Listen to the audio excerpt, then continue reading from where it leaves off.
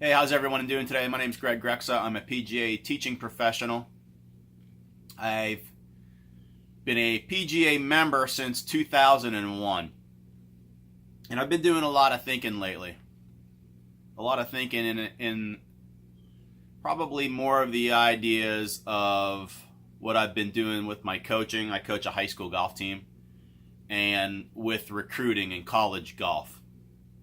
So let me cut to the chase real quick for those of you that are going to watch this video. I have never recruited anybody in my life because I am not a college coach. I am a high school coach. I've been a high school coach now for 7 years. This is my 7th season.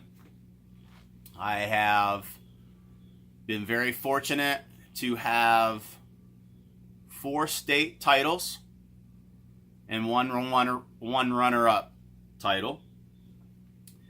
And I coach for a private school, so obviously private or public doesn't matter. You can't recruit for high school golf, but have been fortunate to get some good players.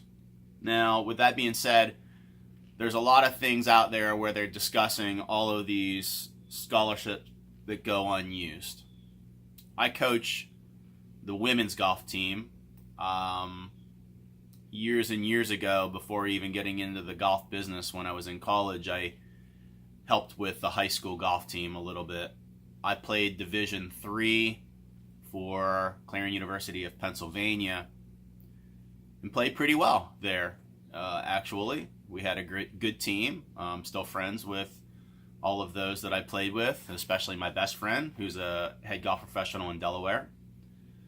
But not to get off track, and back in those days, I tried out for the team. I basically was good enough. I walked on Division III. With Division I, the things that I understand again is you have to have very good grades. You have to be able to use your golf clubs very well. And obviously college coaches are going to look at the individual that they need to fulfill the positions. But this thing about all of these scholarships going unused and some of the things that I've read, not that I know, but that I've read, and they're talking about more probably for women's golf than with men. Both are highly competitive, but and one of the things I just read about this morning was that the reason some of these scholarships are going completely unused is because the agreements aren't being fulfilled by some of the players. In other words, for example, they play college golf for a little while and then they decide to turn pro. At Division I, those players are probably good enough to do that. But if you're looking for your son or your daughter to play college golf, and again, I'm probably talking a little bit more towards the women's side of golf things as opposed to men's right now, only because of coaching a women's golf team and winning state championships through high school golf. Last year, we lost 3 of our seniors that actually went on, that are going to play Division I. And they were being looked at in the 10th grade. You can't burn your kids out, though, in any sport. You can literally burn them out to the point to where they don't love or enjoy the game as much anymore. I probably went through that a little bit through my career of being a golf professional. So the moral of what I'm trying to say is that allow your kids to love the game. And this would go with any sport, right? Have common sense with that. Don't force them too much.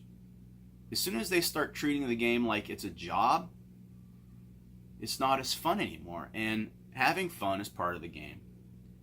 Let your golf clubs do the talking. There's plenty of time to get recruited. The colleges, the college golf coaches are smart. They do their homework. They follow the tournaments out there. You can't just play high school golf and expect to get a scholarship. They're going to look at your regionals, your states, and the competitive rounds that you play in other divisions like the PKB Tour, which is the Peggy Kirk Bell Tour, or the TYGA, or the Carolinas Golf Association. These are things that your kids have to play in. Now, there's always going to be that one person that's at that highest level, and that's fine. And you have to respect that. But golf is a process. It takes time. Let the golf clubs do the talking. The college coaches will get in touch with you. They know how to do that. I don't know how to do that. They know how to do that. I know being a high school golf coach, the golf coaches, depending on who they're looking for, they can talk to me. I can talk to a college golf coach. But, the recruiting process is something that you would have to look at someone that understands the recruiting side of things.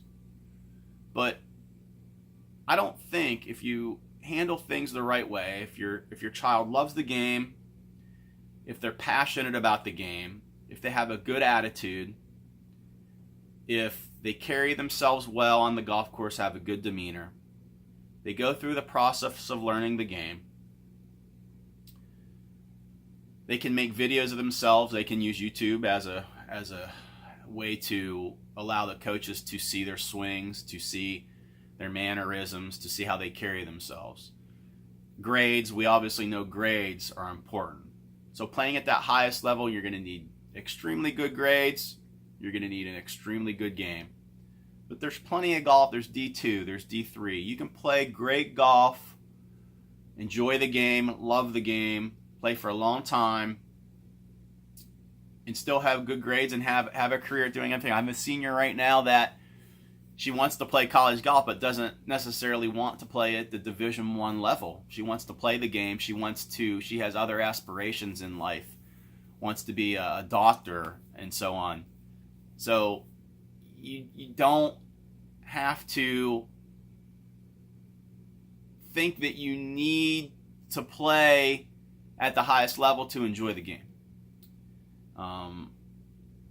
Some of those that are doing that, then they're also aspiring to maybe play on the tour one day at that level. Their commitment levels, for the way I understand it, is substantially higher. They have to fulfill many more hours practicing with the golf teams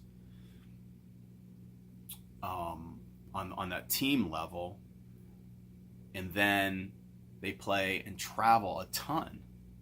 At Division, I can only speak for myself again from my experiences from college, which go back a ways, but we traveled. We did play some great golf courses, but it wasn't to the extremity of Division I golf, where they're traveling more all over the world.